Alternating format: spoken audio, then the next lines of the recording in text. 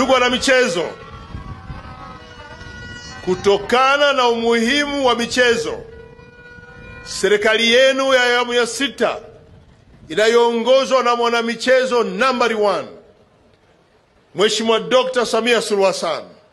Rais wa Jamhuri ya Muungano wa Tanzania, ameendelea kuhakikisha kuwa michezo inashamiri ndani ya nchi kwa kutoa maelekezo ndani ya serikali kwa watendaji wake na mawaziri mnawaona hapa. Tunaendelea kuimarisha katika ngazi zote za elimu, ikiwemo kuratibu mashindano ya michezo ya umoja wa michezo taaluma shule za msingi, lakini pia sekondari,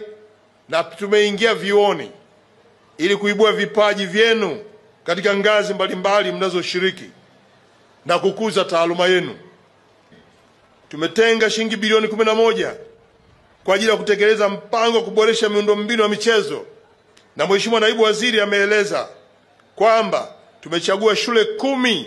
ambazo ndizo zitakazokuwa zinafundisha michezo, na tumeanza na hizo, lakini malengo ni kuzifikia shule 56 nchini ili zifundishe michezo na nyie msome kuanzia huko mliko.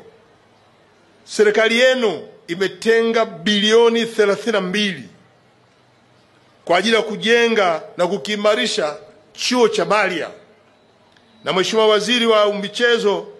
Sanaa na Habari ameeleza hapa kwamba chuo kile kinaboreshwa,